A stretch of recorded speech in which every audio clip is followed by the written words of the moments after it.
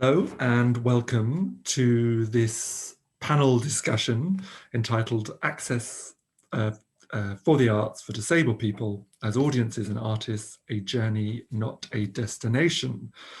My name is Ben Evans and I work for the British Council, and my role there is Head of Arts and Disability for all of our work in the European Union region. And as part of that work, I'm Project Director of Europe Beyond Access, which I believe is currently the world's largest arts and disability programme, supported by Creative Europe programme of the European Commission. So I'm really pleased and grateful to the organisers, including Creative Europe Desk Ukraine, for the invitation to host this really interesting panel. Part of the joy of my work is that I work in partnership with a range of organisations across Europe, including 3 of the organisations represented here on the panel today, all bringing their own knowledge and expertise. And I'll introduce those colleagues in a moment. But I also wanted to say I'm particularly pleased to be moderating this session, as I was very fortunate to attend the Unlimited Making the Right Moves conference in Kiev in 2018, and to understand a little bit more about the arts and disability sector in Ukraine. The colleagues we will be talking with today represent a range of organisations. We have Gideon Feldman from Attitude is Everything, and he will explain what their organisation does. But it's a UK-based organisation. Maria Vlachou from Accesso Cultura in Portugal, Jutta Schubert from Oikrea in Germany, and 2 colleagues from Ukraine. Yulia Fedev, the Executive Director of the Ukrainian Cultural Foundation, who I'm delighted to be speaking with today, and Victoria Lushka from Fight for Right. By way of introduction, I wanted to share why we've framed this conversation as a journey and not a destination. And I wanted to share a comment that the artistic director of one of the UK's disability arts festivals, Dada Fest, told me. She said, it's not possible to say that their festival is fully accessible, even though it's disabled run, it's run for disabled people. She says, we don't know who will be coming through the doors as artists or audiences, and we don't know what will be a barrier for them. So we can't say we're fully accessible. We have to change those things we already know are barriers, but also put into place processes to ensure we are constantly open to adapting to support our audiences and artists. And so I think my interpretation of that is, for arts organisations, just as you can never sit back and say that as a piece of art it's perfect and that the organisation should just keep doing the same thing, you can never say your access is perfect and let's keep just doing that same thing. So I believe that the work of looking at accessibility of your organisation takes as much rigour and work as the artistic output of your organisation. It's the core heart of the organisation. I also think this idea of a journey is incredibly useful because it means that there's not a single perfect way of making your organisation accessible. Or I think that the idea of a single way of being accessible is quite intimidating to organisations, the fear of getting it wrong. I think we all need to start on a journey towards accessibility immediately, and there is no excuse. But that journey may take different routes. It may involve different companions and maybe at different speeds. We need to support and provoke each other and encourage people to start the journey now. So I think that's just my introduction as why we phrase this as a journey towards inclusion. And immediately wanted to ask Victoria Lushka from Fight for Right to please give your thoughts about if we're all on a journey, what does the destination look like? What would you like to see, and what are the major barriers? Thank you, Ben, for the introduction. And let me dream a little bit about the future perspective and what we are eager to expect in the terms of accessibility. And there is one thing that I'm not really agreeing with you, and that's their accessibility is something that we cannot define. As a human rights organization, Fight for Rights, we fully built our work on the legal instruments, human rights instruments, and such a core for us is the Convention on the Rights of People with Disabilities.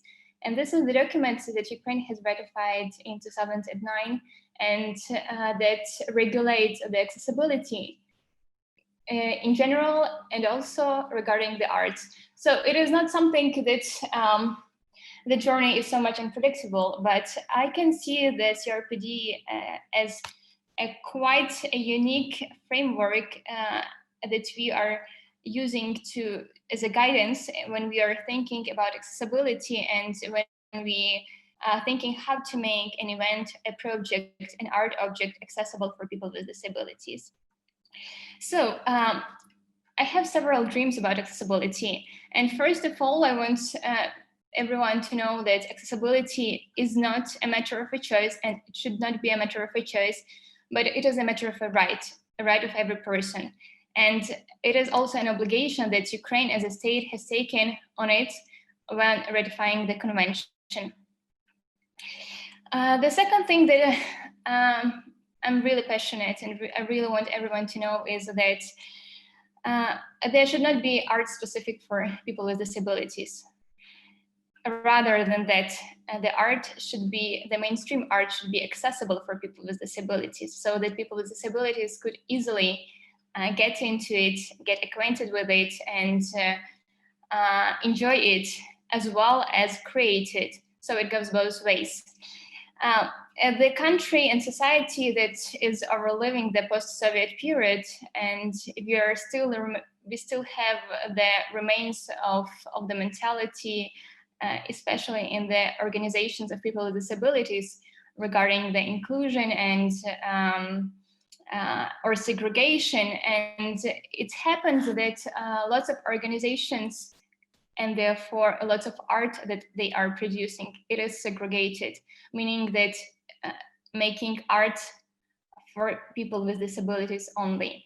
And I believe this is not the way to go. And in my big dream, disability art is not a specific field, but it is rather mainstream and integrated in the general cultural perspective of a country and worldwide, of course.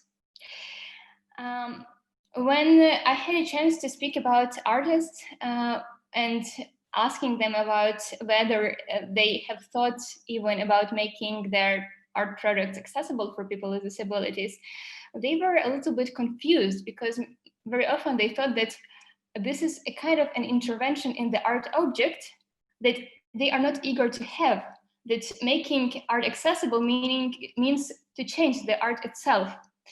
And I see a big role of the national institutions in working with artists and art curators in making it clear that having an accessible format doesn't mean changing the art itself, but means getting the bigger audience and making the art accessible to those who before were not able to get to it, to make use of it. And also this is a question of infrastructure. Even when we make the art project accessible, do we ask ourselves whether the play or the exhibition is located in the hall, and if this hall is accessible, if the journey to this hall is accessible, whether people would be able to get there even though the exhibition is fully accessible, for example. I remember when I was in Vienna in the Albertina Museum, there were several tactile expositions. So there was like a picture, a painting on the wall, and then a separate tactile accessible format of the same painting. And it is very interesting to see how this tactile part was really interesting for those people who actually do not need it. So by making this exact painting accessible, we created additional interest to the painting by other audience. So accessibility is not only for people with disabilities, but it's actually creating a bigger interest of other people as well.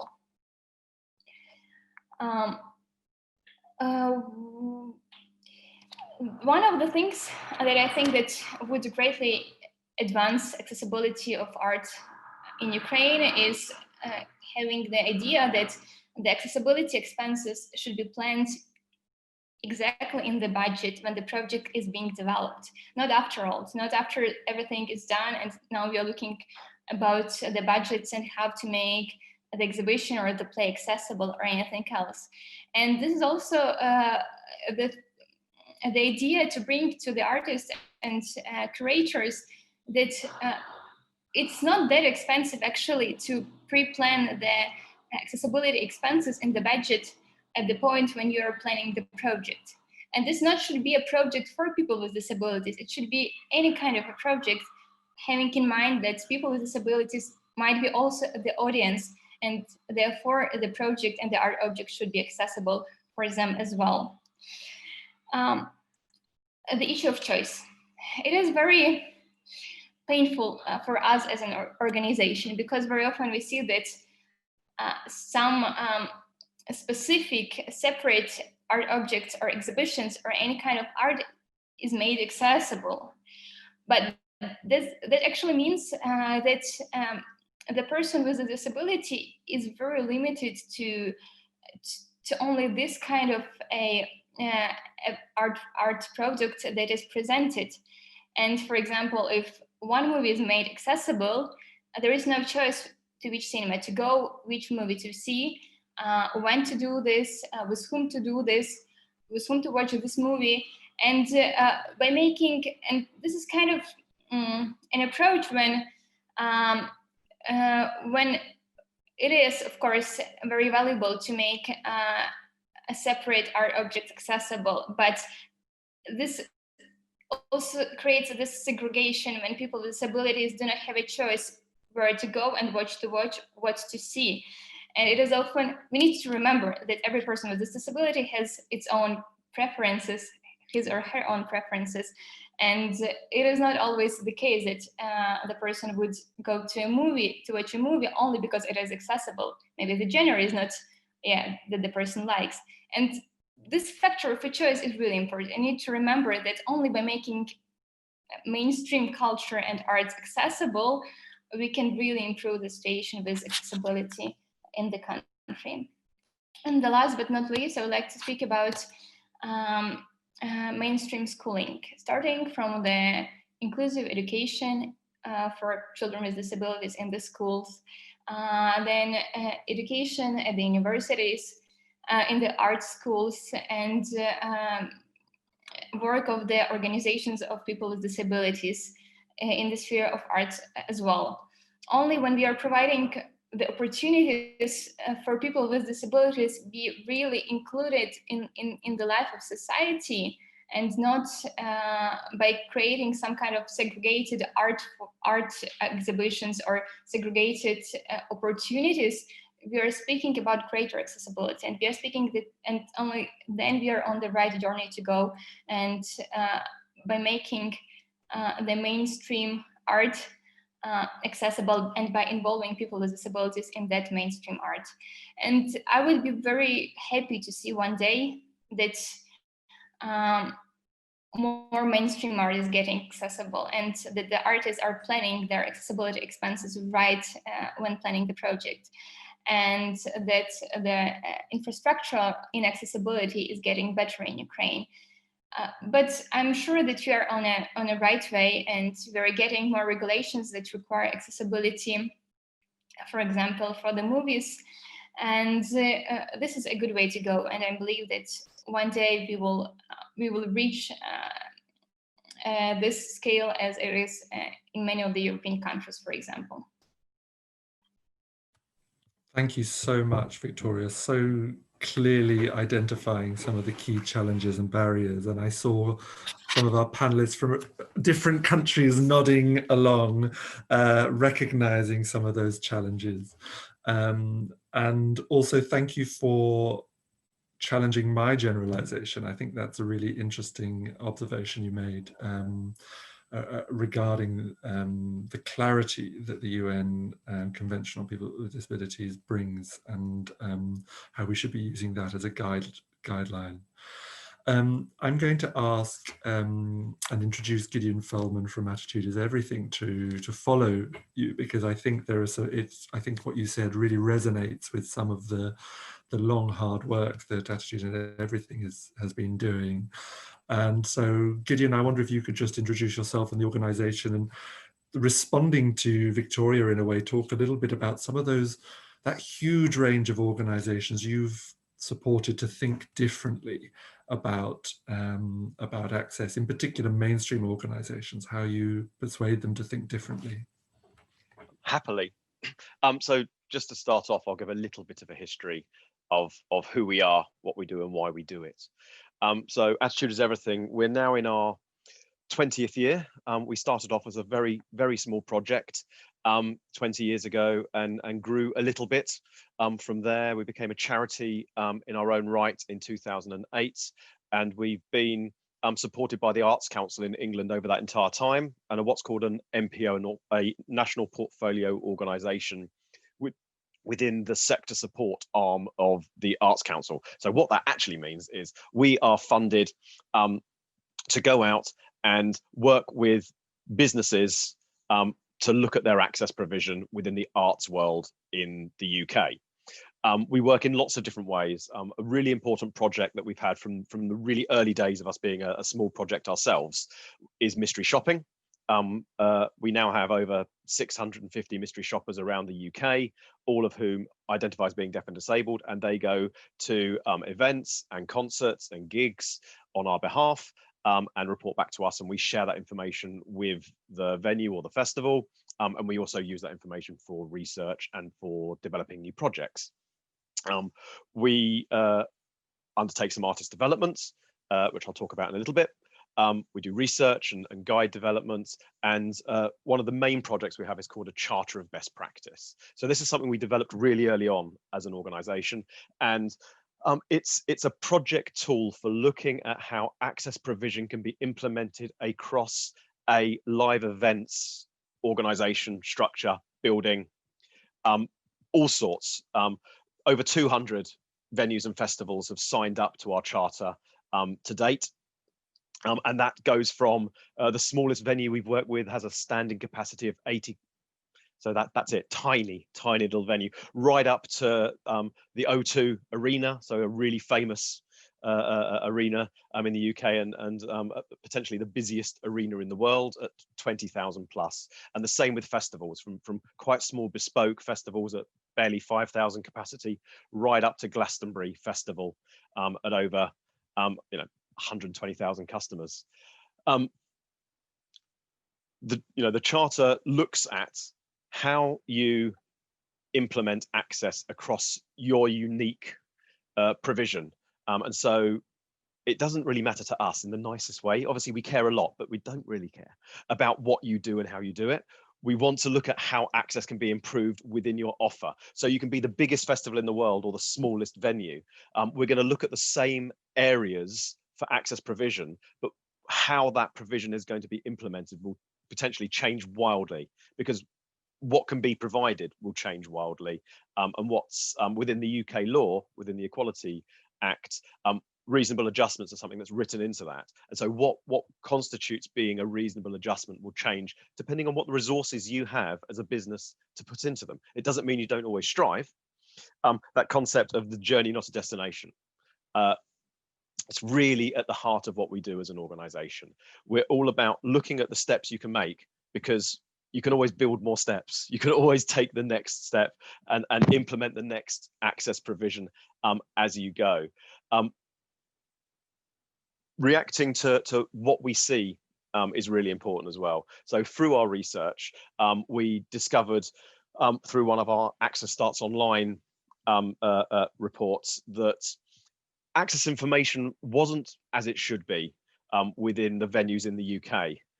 And so we're always about seeing a problem and developing a solution for that problem. So we looked and we found that approximately 1/3 of the venues that we reviewed when doing our research didn't say they had an accessible toilet at the venue, even though they had an accessible toilet at the venue. So really, really important information that actually can make a difference between someone deciding whether they're going to come and spend time with you as a venue or not being available on their website, meaning someone has to make an extra step. They need to phone that venue or make contact with that venue somehow to ask if they have an accessible toilet before they go. So we designed something called Access Starts Online, which looks at what we think is the minimal information that venues and festivals can use to ensure that they're providing good quality information to customers before they arrive. The British Council very generously assisted us in translating that into 14 languages now, one of which is Ukrainian. So that's available. We also have another guide called the DIY Access Guide, and that's aimed at people who are young producers or small scale. It's all about very, very cheap or no cost interventions that you can make as an event organizer practitioner and introduce right now, without having to, build ramps, put in lifts, etc. And then the final couple of areas that I want to talk about that Attitudes Everything are working in now is a project called Beyond the Music, and that's about artist development. So surveying artists, when we started that project, we found that a third had said that they haven't disclosed their access requirements to promoters or to venues for fear of being pigeonholed.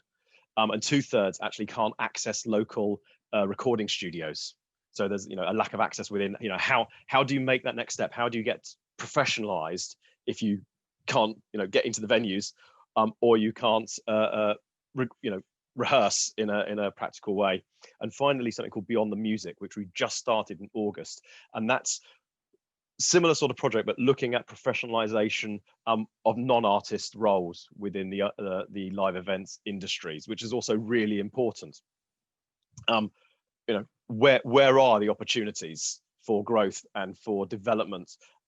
If we don't see ourselves working in the industry, how does the next generation know that that's something that they can actually aspire to do? So yeah, very quick tour of what we do and how we do it. Thanks, Gideon. And I wonder if I could just quickly follow up on a couple of questions related to that. I think that many of the people watching will be watching because they have invested in this idea of making their organizations more accessible. So it's fantastic to note that your 3 toolkits are available in Ukrainian, and we'll put those in the link to this session. But I think one of the things that Victoria prompted us to think about is those organizations who haven't thought it, in a way, the people who aren't watching this stream. I know you engage with hundreds of organizations, and some will be brilliant at taking on board your recommendations and proposals, and some will be very resistant. How do you start that conversation with a board or a chief executive who is not interested in this area? What are your key persuasive points? Because I think that this is the key thing. People need to be persuaded that this is a good thing, whether it be for their reputation, for their bottom line, for their audience numbers. What do you say to get them to buy in?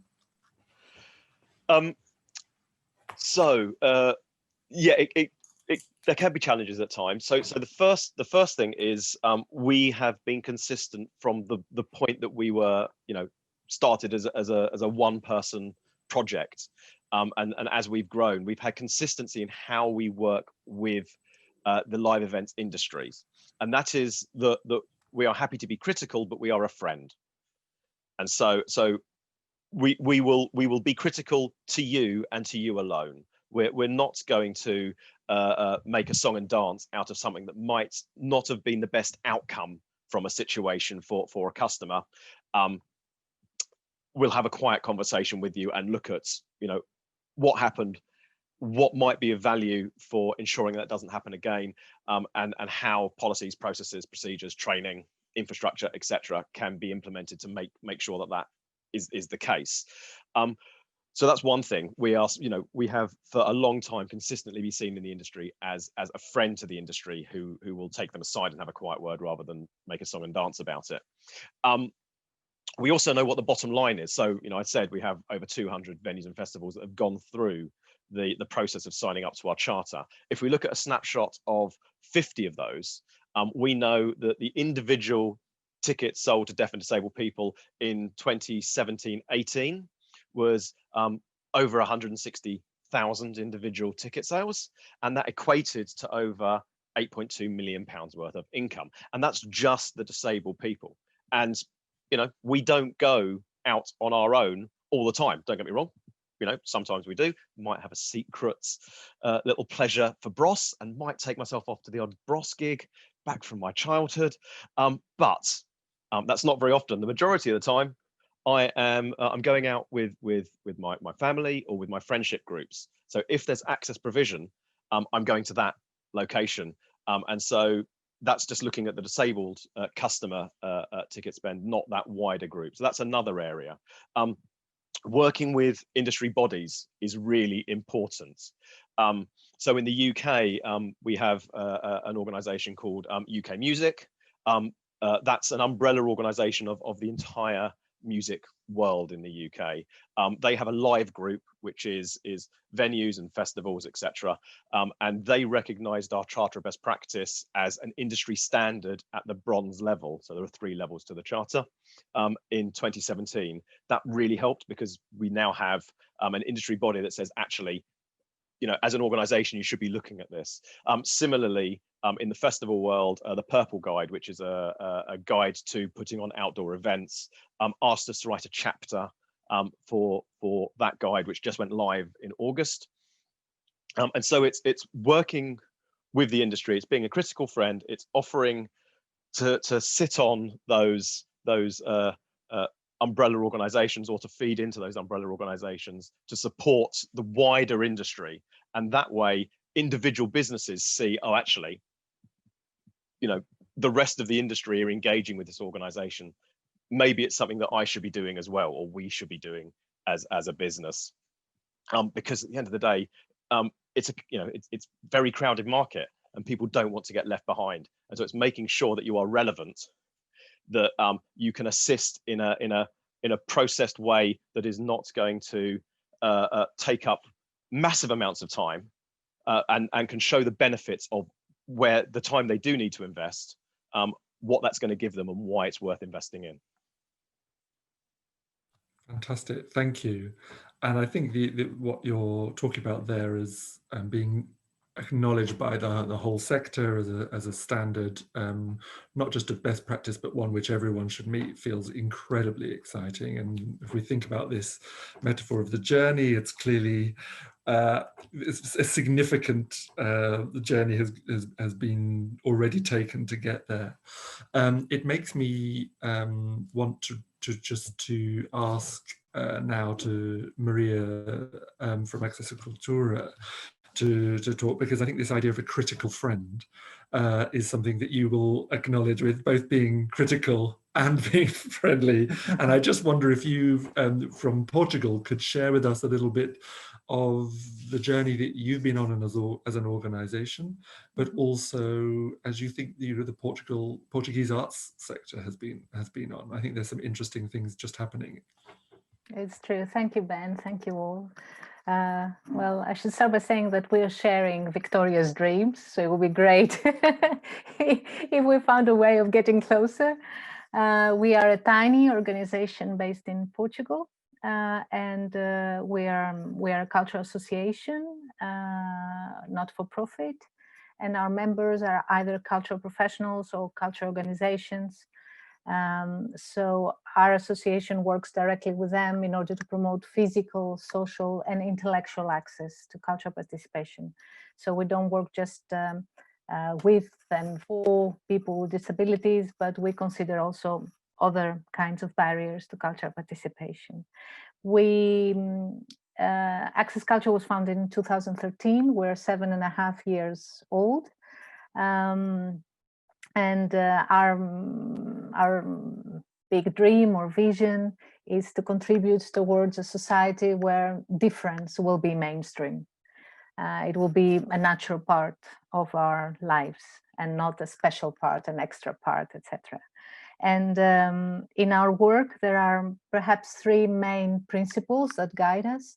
First of all, we do avoid the word special to refer only to some people, or people are special. There are no special people, no special activities on special days. And also we avoid another expression which is very common in Portugal, which is for everyone. That means when a cultural organization, let's say, does a guided tour in Portuguese Sign Language, the event is presented as this museum now is for everyone. It's not for everyone, for the reasons also Ben referred in the beginning. We keep learning. We don't know who will come through the door. There are some situations we know about and we can provide for, and others that will take us by surprise, and that's great, and that's the journey that we keep learning and we keep adapting. So that's our first principle. The second principle is that we want to contribute towards people's autonomy in enjoying culture. Many people in Portugal have this kind of experience through the institutions where they usually spend their days and the institutions that support them. And that's great, because otherwise many people would not have access to anything if it wasn't for these institutions, social organizations organizing it.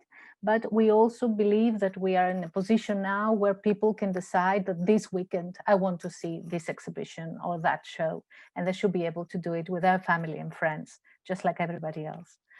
And the third principle is that we are not very much into the better than nothing options. We don't want to be patronizing to people with disabilities. We don't want to say that they should be satisfied with less, because at least they have that. In our field, we work and we're trying to provide quality services to everyone, and that includes people with disabilities. So these are our three main principles guiding our work. We're trying to fulfill our mission with a number of and diverse training courses, mainly addressed to people working in the cultural sector. We do seminars, an annual conference, public debates. We do access audits. We do other kinds of consultation for organizations that wish to identify barriers and work around them. We have some publications, some of them in English. The latest one is only in Portuguese, but it is a very practical guide, a bit similar perhaps to Attitude is Everything, best practice. It is called The Cultural Participation of People with Disabilities or Impairments, How to Create an Access Plan. So we try to look into everything that needs to be explored in order for our organization to become accessible, more accessible, not only to audiences, but also to people working in the team. It's very rare that we have a colleague with disabilities in Portugal in the cultural sector, or people that our organization collaborates with, like artists, for instance. We had some good developments, as Ben said, in the last weeks. Apart from our manual being published, and it was received with great enthusiasm from our colleagues, there was an important step taken by the Portuguese Ministry of Culture through the Portuguese Arts Council. In the last month, in October, they announced, in partnership with our association, 2 new fundings, one to support artists with disabilities in their creative work, and one to support the access services, let's say, like Portuguese Sign Language, audio description, relaxed sessions, etc.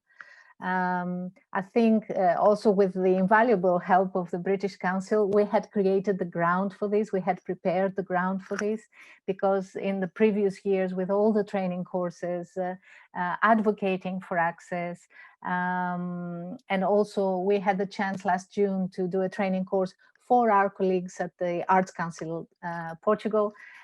We created the ground, we created the knowledge, we talked about instruments, tools that could help us all, if we collaborated, make this this field more accessible, again, both to audiences and to professionals. So that's the latest great news from Portugal. It is a journey. Just to talk briefly about also the development of the artistic sector of the cultural sector in Portugal.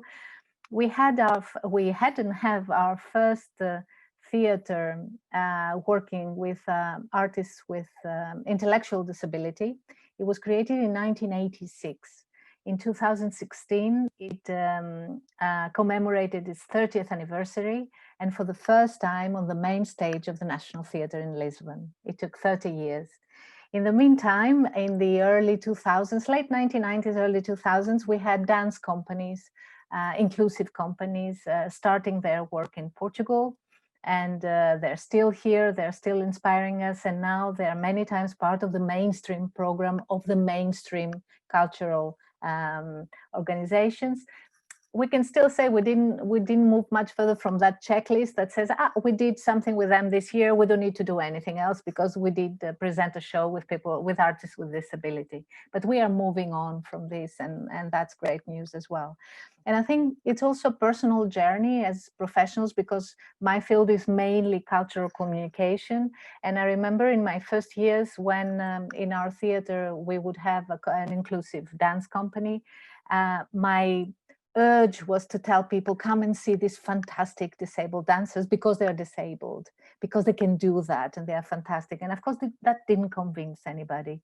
Maybe they were in awe of what these people could do, but they wouldn't come necessarily to see the show because they didn't think it was a quality show. So eventually we learn, we grow as people, as professionals, and quickly this was not part of our arguments anymore when promoting a show. We were telling people, come and see this amazing show. And then they would discover who was on stage. So it is a journey. We are learning. We're learning from what others do. As with our parents, we're making our own mistakes, no matter what advice they give us, and we move on. I think that's okay for now. Yeah, thank you, Maria. And I think it sparks a lot of questions, which I'm sure we'll come back to. But I think two things that really strongly resonated with me was, one is the importance of the role of the funder or the organization. You know, actually that's incredibly important, and I'm sure it's something we're going to come on to in a few moments, but also the role of the artist and placing the artist at the heart of transformation. And it's something that I think will resonate strongly with Jutta and the work of Oikrea. So I think it might be a good moment to hear from you, Jutta, if possible, about Oikrea, especially your programs, which you put the artist at the heart of change, and why you think that's important. Oh, I think you're on mute. Sorry. First of all, I'm very excited to hear that a small country like Portugal gets funding for a structural program. And in Germany, we are working for over 30 years. There is no money for structural programs or for an association like us to make really continuing work. So I'm very excited to hear this, and perhaps you can tell me afterwards how you did it, because in Germany the Ministry of Arts is surely not interested in to give foundation funding for an association like Oikrea, which does all the things you talk about. So now it's not possible. Okay. First of all, can I just say, Jutta, I'm sorry, because I was muted. I should clarify that the funding is not for us as an organization, for our day-to-day operation. We don't get funding from that. We live from what we produce.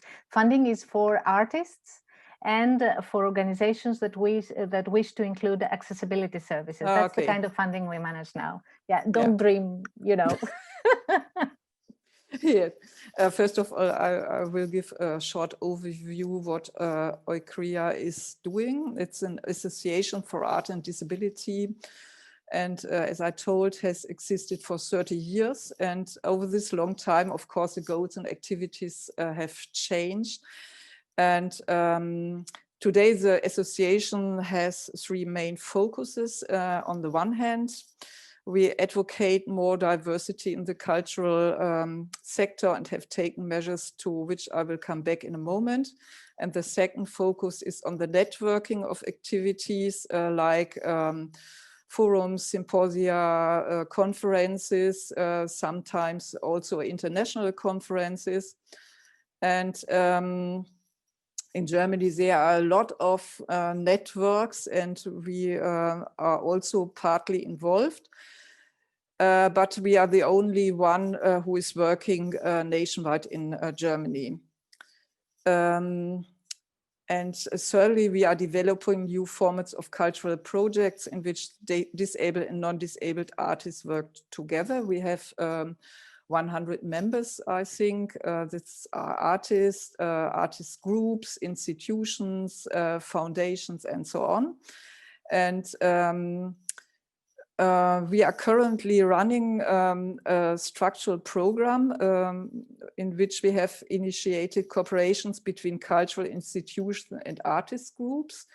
This is called Connect, and in 9 model projects in 3 countries in Germany, we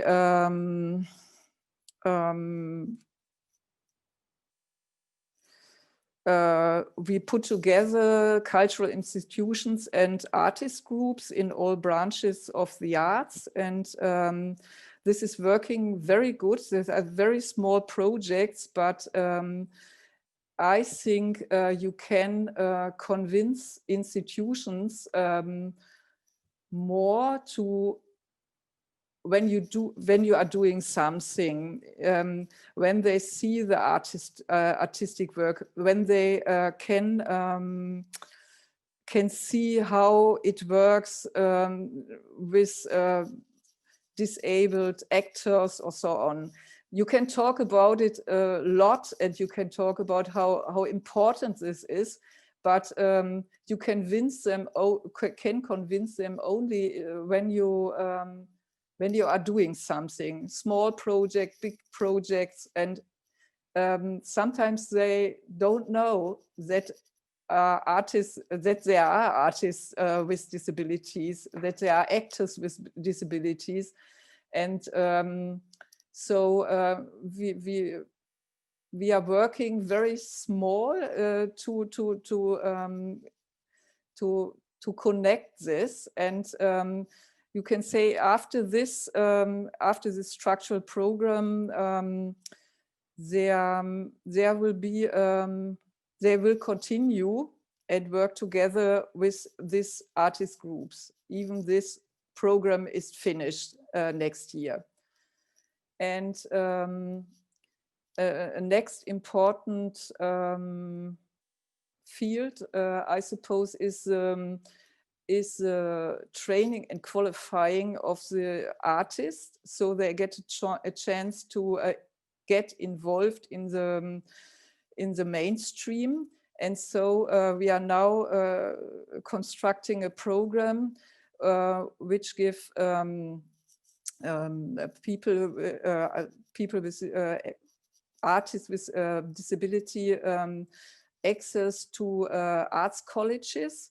And we will work together with 27 arts colleges, theater academies, and music colleges, and also try to give only, I think, a short amount of people the possibility to study there. Or to take part temporarily, or we are working mainly together with people with mental illness, and so you have to convince all these arts colleges, and we did it since 2 years, that it is possible that someone can study in this own way on an arts college.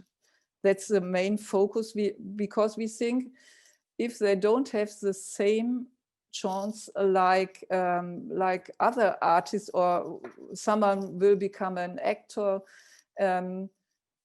you have to study, or you have to have a training or a qualifying, and so we will do this structural program in the future. And this is very new for Germany, because we find out that that all these arts colleges, they have someone who is responsible for students with disability, but only physical disability, and they can't imagine that someone with a mental disability is able to make an arts study.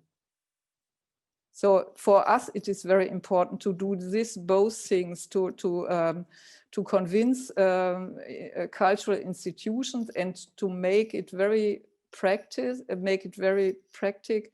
and also to make this training and qualifying. And so I have to say, Eucrea is working since 30 years, and we don't get any funding for our work. We have to go from project to project, but I think you know it's all. Yeah, thanks so much, Jutta. I don't know, in Victoria, in a little while, maybe we'll ask you to reflect on whether it's positive to know that other countries are equally involved in these challenges and barriers that you experience, or whether it's depressing.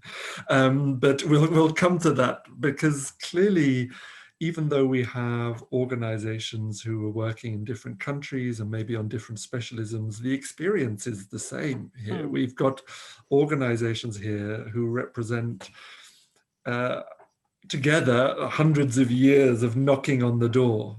And I suppose that's why it makes it so exciting to have you here, Yulia Fediv, as the executive director of one of those doors upon which organizations like those represented on the call have been knocking.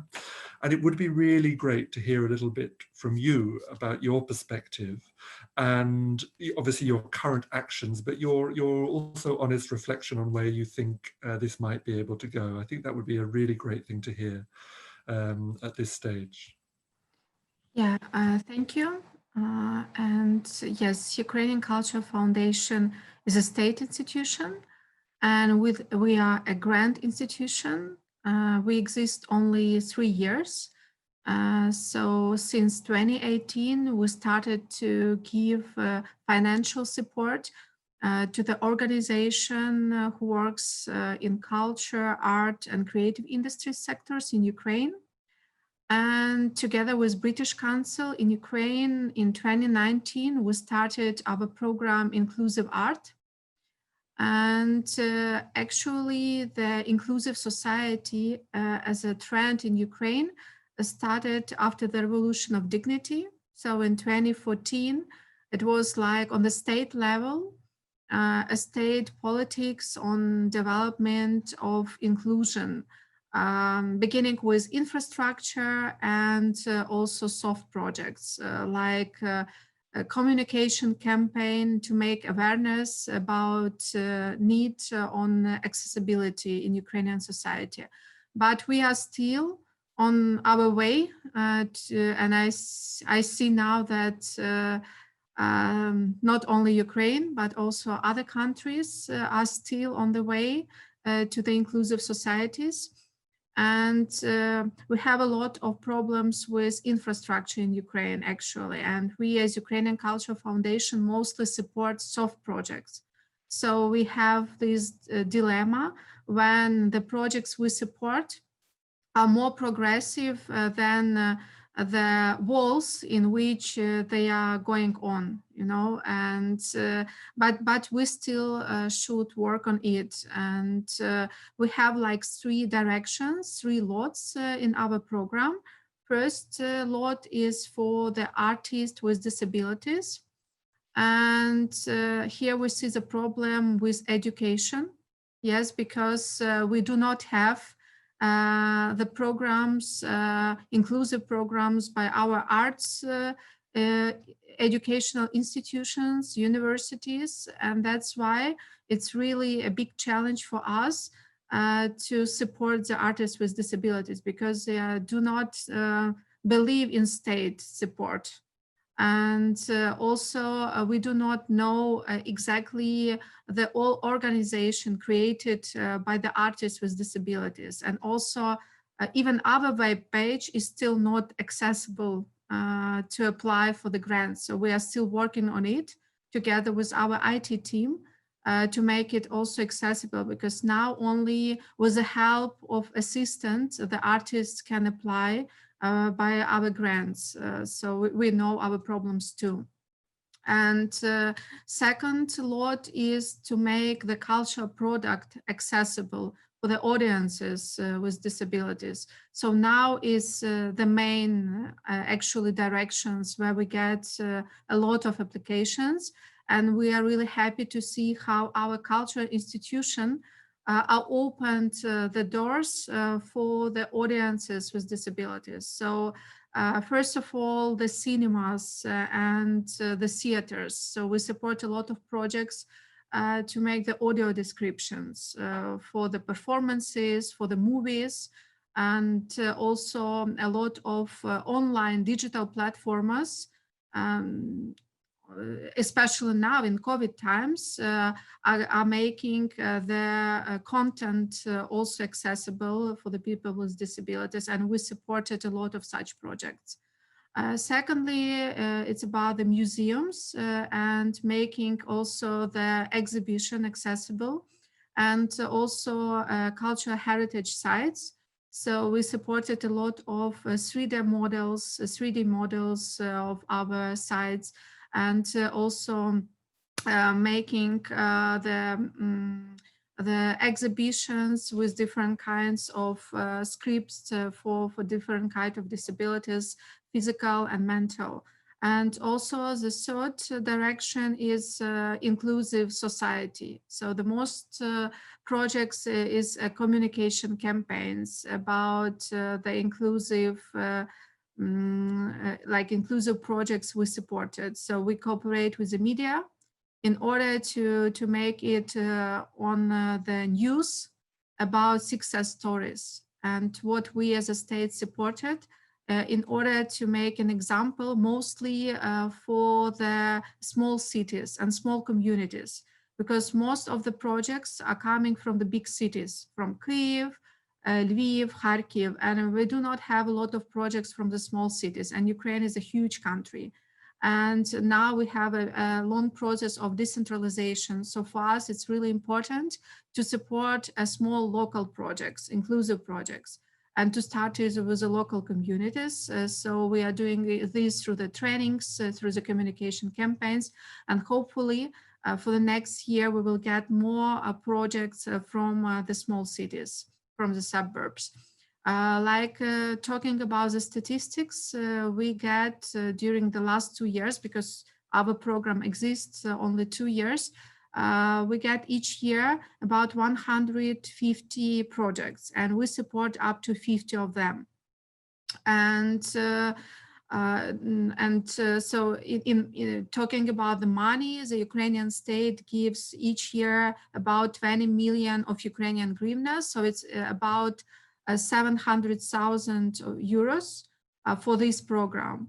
But we want to increase the budget. And why we make the extra program? It's also not so inclusive to make an extra program in these directions, but we know that we need to put on agenda the topic of inclusive art.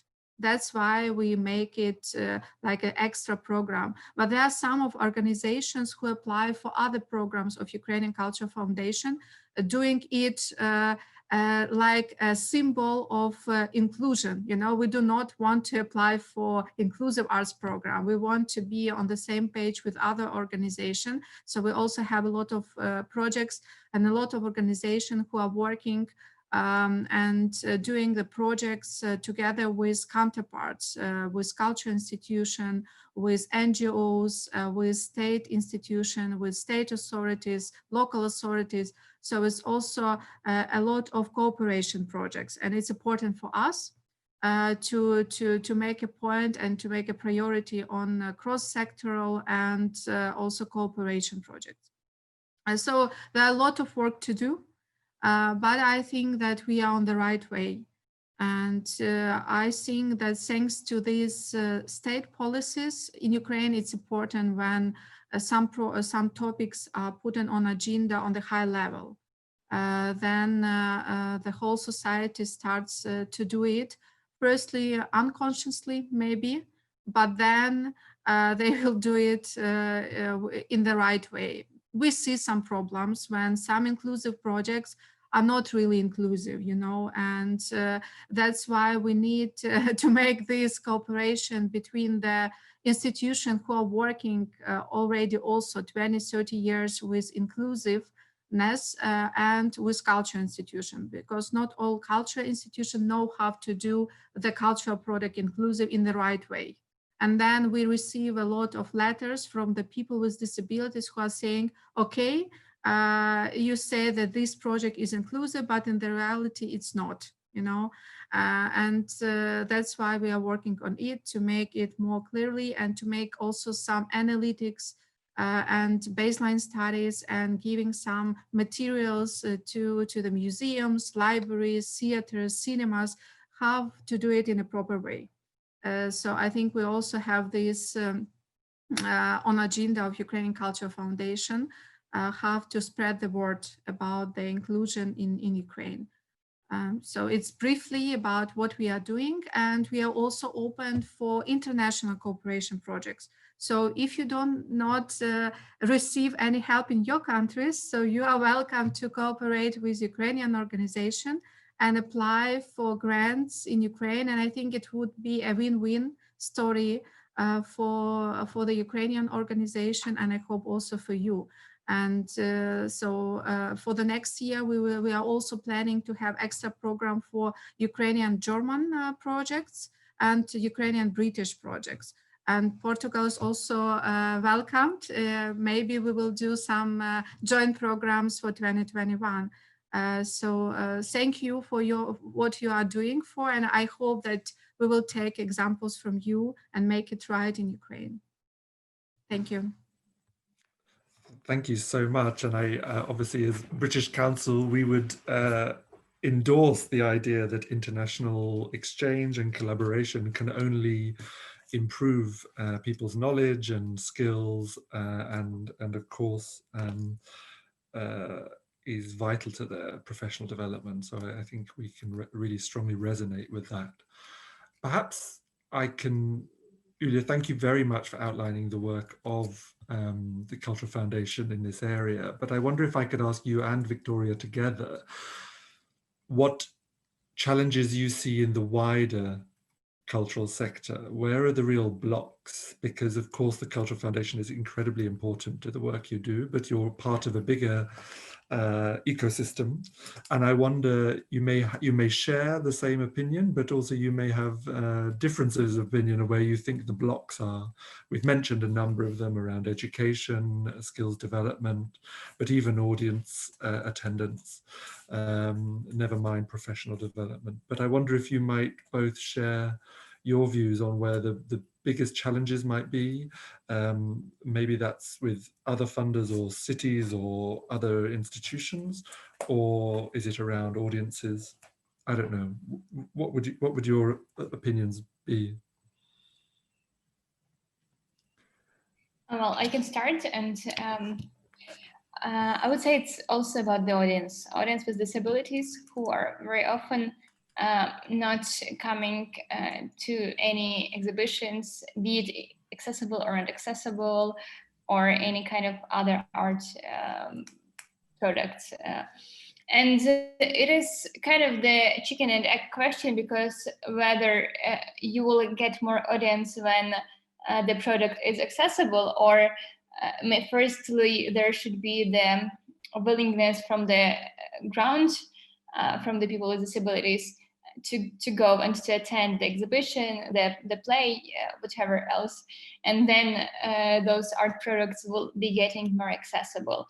So that's actually a very big problem for us, and we see it at the root in our post-Soviet mentality, when people with disabilities are not used to going outside their room, outside of their comfort zone, and they do not have this kind of experience of, for example, going to the cinema or going to the museum, and often why would they go is an argument. So it is kind of providing more opportunities to enjoy accessible art, but also working with the audience themselves to make them be willing to go and enjoy it. Thank you. And I think I wondered if I could ask Maria, Gideon, or Jutta perhaps to share your experience, because you must have organizations saying, look, I've done all of this. I've got my audio description. I've got my captioning. No one is coming. You must have experience of organizations saying that. If you're happy for me to jump in first. Absolutely. And it's, so that is part of the issue, as in where are the existing audience? Why aren't they saying they want this? It's the perception of understanding, within the social model of disability. Barriers of perception is a real barrier. If you don't see yourself doing something, how do you know it's for you? And so when we're working with businesses, it's about consistency. Providing sign language interpreted gigs, for example. So music shows. When we started working with one festival provider, there were just 5 sign language users who were regularly going each year to this festival. And they were saying, but we want some sign language interpreted provision, please. And in assisting that happen, over the first 3 years when we were engaged in assisting in that actually happening, we saw that grow, not much, but just from 5 to maybe 12, 15 people. But then when they put in a professional service, so not using volunteers, but actually putting in paid interpreters and having a much broader offer than just 7 or 8 shows during a festival weekend and taking it up to a larger number, they saw that grow over the following 3 or 4 years to over 50 users. And so it's a service that then is paying for itself and producing profits back to the festival. So though, this is a festival that doesn't, sell out, or very rarely sells out. So very rarely every ticket's sold. So you then have 50 tickets being sold, which otherwise wouldn't have been sold. The service is paying, is paying for the provision that's being put in place, and they're making some profits because it's a festival. So you're going to have a beer and eat some cheesy chips. Thank you. Maria, I wonder if you were about to come in there. I interrupted you. I don't know if Jutta would like to. Yeah. This made me think. Listening to Victoria, now to Gideon, we had recently 2 different situations that are relevant for the discussion we're having at this point. We were doing a training course on Tuesday, and one of our trainers was deaf. And it was in a museum, a science center, and he told our colleagues in the museum, look, I was born, I grew up, I went to school, I went to university, I got married, now I'm working. My life is normal like everyone else's, like yours. It's just that I don't hear. And I was left listening to that. And I later asked our colleagues, can he, like Victoria was saying, can he go to any movie he wants to at the cinema? Can he go to any museum? Can he go to any science center, which is very interactive and lots of sounds, etc.? He can't, but probably he doesn't miss it either if he never had the experience of going to one of these places. He doesn't miss it. It's not part of his life. So we need to understand that with some people, like with many others without disabilities, we are starting from scratch. We're starting from zero. The other interesting situation is when people with disabilities who actually know more or less what's happening in Portugal, they can post on Facebook about the amazing initiative of a British museum doing a visit with audio description. And say, yeah, that's great, but many museums in Portugal do that too. Why you never come? And it's the end of the discussion. They know, but they don't really appreciate, but they do appreciate what's happening elsewhere. So we need to work with all sorts of different situations here and to understand that it's a relationship that needs to be developed and it takes time. And if I could also briefly say, because I was listening to Julia and she said something very important, sometimes things are just limited to the big cities. In Portugal as well, it's no difference. What I think we have managed as an association, and we're very, very happy about that, is that we managed to go to small places, to the so-called interior. We do our courses in all points of Portugal. Our debates take place in 13 cities, same day, same time, but different cities. And it might be useful in 2017, with the help of the Gulbenkian Foundation here in Portugal, we did a seminar, we had a meeting with the colleagues in every region of Portugal, 22 regions and the islands, to discuss what constitutes a barrier to cultural participation. And there is a report on this experience, and I suspect it might not be that different in Ukraine or in other countries, some of the things that are there. And that report is in English as well, and it's on our website. It's called Beyond the Physical. And I think you might find there things that might resonate in your countries as well. Thank you. Thank you, Maria. We'll make sure that that is one of the links put in the link below, because I think colleagues across Ukraine might be very interested in that. I was very interested in this discussion about audiences and developing them and relating again to the subject of the conversation, it being a journey that's not immediate. You know, by putting on a season of sign language interpreted performances doesn't mean the audiences are going to arrive there. It's an understanding that you need to take those audiences with you as well, and audiences who've had the doors closed to them for so many years take persuading that the door is going to be open for once. Julia, I did not give you the opportunity to answer my question of 10 minutes ago, which was, what do you think of, you know, a key barrier elsewhere in the Ukrainian cultural sector? Yeah, I see like three. Like the first one and the main one is the lack of holistic approach to the topic of inclusion. And like everybody is doing something on this topic in Ukraine, but nobody takes like the main responsibility for this. And like, you know, when we are talking about some soft parts, we forget about the hearts. And we do not have accessible buildings, but we are talking about the accessible performances, you know, and it's the main problem in Ukraine. Secondly, is the quality of cultural product done by the artists with disabilities, because you know, this approach is mostly like, you know, we should watch this because it's done by people with disabilities, and it's mostly not so good for the artist and not so good for the audiences, you know.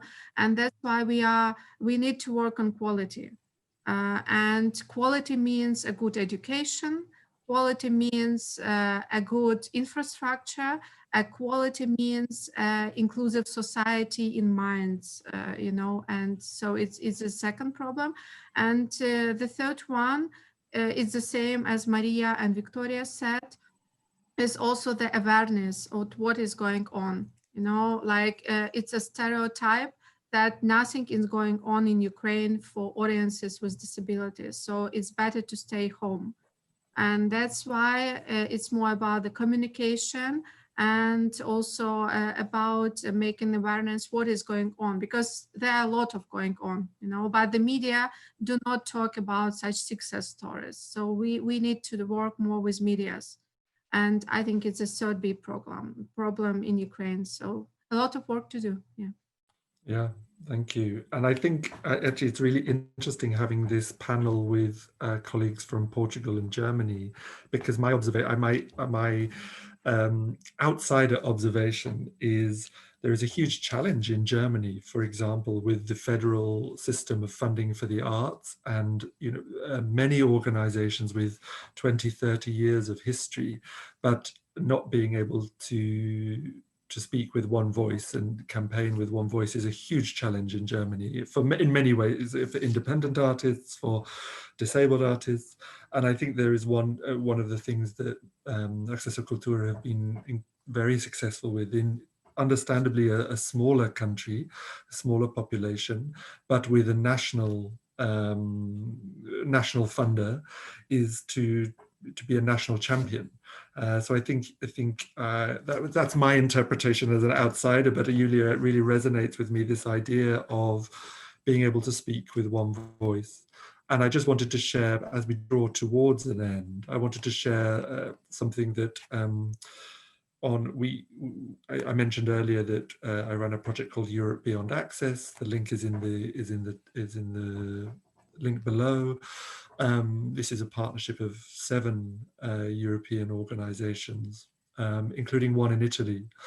And Italy, like Germany, has a federal system for funding for the arts, and it has been historically very difficult for disabled artists, but also for campaigning organizations or service providers for people with disabilities to come together. And the one thing that Oriente Occidente Festival, the Italian dance festival, has been able to do is to bring everyone together and say, let's curate a non-political space where we can all agree some key demands, let's pull together our resources. And I think that has really helped draw together the whole of the Italian sector to understand what Victoria was initially talking about, the opportunity posed by disabled artists, but also the right to art, and if we're talking about what 20% of our populations are disabled or have an impairment of some sort, it's very clear that 20% of our audiences are not, never mind 20% of our artists and cultural workers. Victoria, I'm going to give the last word to you, as in the same way as we gave you the first word. How hopeful do you feel? What do you take anything away from this conversation? And what would you like people watching this conversation to know as they go back towards their daily business running their arts organizations? I have actually taken lots of notes while we were discussing here, and I do feel really hopeful, and I fully support Julia that we need to have a holistic approach to the whole inclusion and accessibility of culture in Ukraine, and to bring together the governmental institution, the civil society sector, artists with disabilities, and to understand how we can together bring more accessibility into art and into culture. That feels like a really positive note to end on. I think my only addition to that was we've titled this, a journey, not a destination, but it means you have to start the journey now. There's no excuse for that. To those participating or watching this conversation, it's just to put it on the board meeting, put it on the staff meeting, to have it as a subject of conversation, and that cannot wait. How you achieve accessibility, the people you work with, the speed will all be variable, but there really is no excuse. And the tools are out there, and we will share in the links below some of the tools that we've spoken about from Acceso Cultura, the toolkits from Attitude is Everything, and the web links to all the other organizations. And for those watching now, the open calls for Ukrainian Culture Foundation are open, and I hope you don't mind me saying it. We want you to have more applications, more good ones to choose from. And well, I'm sure we will all continue this conversation. It sounds like we're all accompany each other on the same journey. And I'm just incredibly grateful to all of you panelists, and and we look forward to hearing more, you know, as things develop from the sector in Ukraine, but also continue in partnership with all of our colleagues here. So thank you very much.